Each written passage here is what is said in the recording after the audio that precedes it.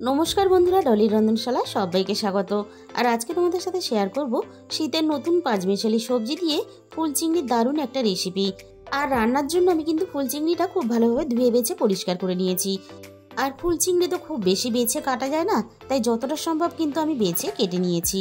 আর ফুল চিংড়ি দিয়ে যে কোনো সবজি চচ্চড়ি রান্না করলে খেতে কিন্তু দারুণ লাগে। আর এই রান্নাতে আমি যতগুলো সবজি ব্যবহার করেছি সবগুলো তোমাদের আমি দেখিয়ে দিলাম, কারণ সবজিগুলো কাটার পরে আমি ভিডিও শ্যুট করতে ভুলে গেছিলাম, তাই আমি তোমাদের কাটাটা দেখাতে পারলাম না। তাহলে চলো রান্নাটা আমি কিভাবে করেছি সেটা দেখে নেওয়া যাক। প্রথমে আমি কড়াইয়ের মধ্যে প্রয়োজন মতো সর্ষের তেল দিয়ে দিলাম। এবার আমি তেলটা খুব ভালোভাবে গরম করে নেব।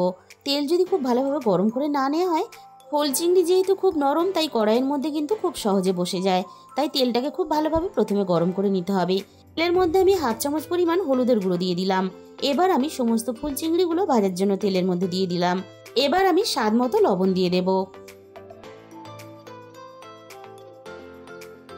এবার আমি গ্যাসের ফ্লেমটা মিডিয়াম টু হাইতে রেখে নাড়াচাড়া করে চিংড়িগুলো খুব ভালোভাবে ভেজে নেব। আমি আবারও বলছি, চিংড়ি কিন্তু ভাজার সময় গ্যাসের ফ্লেম একেবারেই লোতে রাখা যাবে না, তাহলে চিংড়ি থেকে খুব তাড়াতাড়ি জল ছেড়ে দেবে। আর চিংড়িগুলো কড়াইয়ের মধ্যে বসে গিয়ে একেবারে গাঁটা হয়ে যাবে, আর চিংড়িগুলো একটাও কিন্তু গোটা থাকবে না। চিংড়িগুলো আমি মিনিট 10 মতো নাড়াচাড়া করে খুব ভালোভাবে দেখো লালচে করে মুচমুচে করে ভেজে নিয়েছি। আর এই চিংড়িগুলো কিন্তু শুধু তরকারি খেতেই ভালো লাগে না, বড়া খেতেও যেমন ভালো লাগে, তেমন কিন্তু শুকনো লঙ্কা ভাজা, কাঁচা পেঁয়াজ, ধনেপাতা সবকিছু দিয়ে মেখে গরম গরম ভাতের সাথেও খেতে বেশ ভালো লাগে। সমস্ত ভাজা চিংড়িগুলো আমি কড়াই থেকে নামিয়ে নিলাম। কড়াইয়ের মধ্যে আমি আবারও প্রয়োজন মতো সর্ষের তেল দিয়ে দিলাম। তেলটা খুব ভালোভাবে গরম করে নিয়ে তেলের মধ্যে আমি ফোড়নে দিয়ে দেব অল্প একটু কালো জিরে। ফোড়নটা আমি একটু ভাজা ভাজা করে নিয়ে এবার আমি সমস্ত কেটে রাখা সবজিগুলোকে একসাথে দিয়ে দিলাম। এবার আমি সমস্ত সবজিগুলো একসাথে নাড়াচাড়া করে খুব ভালোভাবে ভেজে নেব। আর পেঁয়াজ কলিটা আমি এখন দিলাম না। ওলকপি, আলু, শিম সবকিছু যেহেতু একটু ভাজতে সময় লাগে, তাই পেঁয়াজ কলিটা এই সময় দিলে তাহলে অনেকটা বেশি ভাজা হয়ে যাবে। আর রান্না হওয়ার আগেই সিদ্ধ হয়ে রান্নার সাথে ঘেটে মিশে যাবে।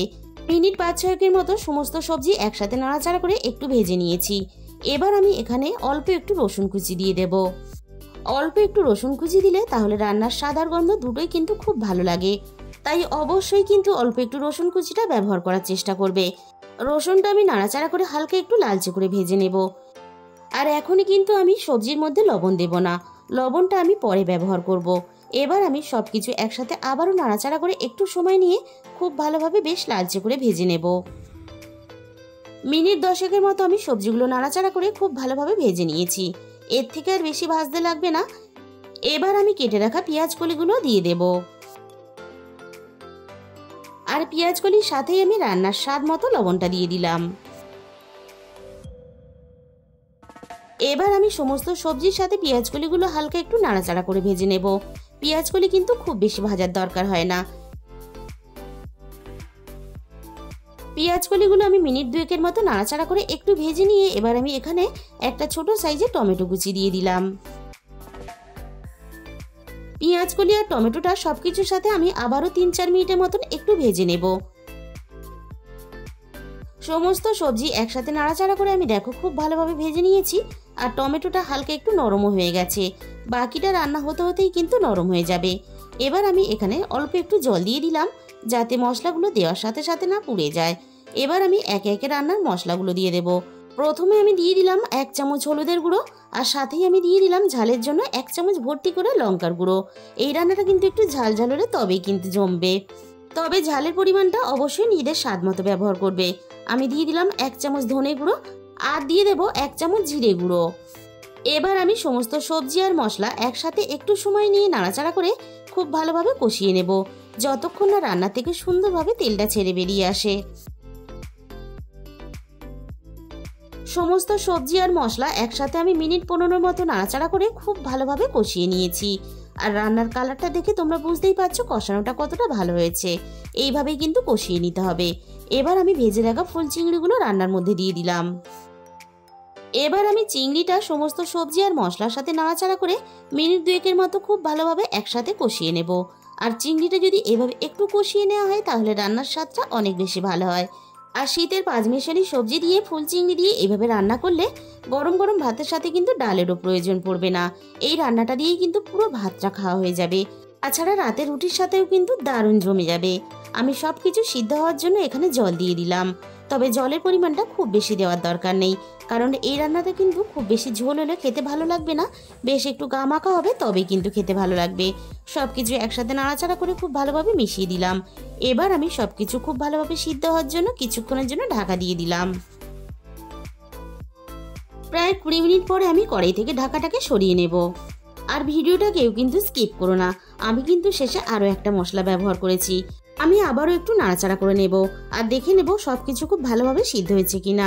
আলুও খুব ভালোভাবে এখানে সিদ্ধ হয়ে গেছে আর ওলকপিও খুব ভালোভাবে সিদ্ধ হয়ে গেছে।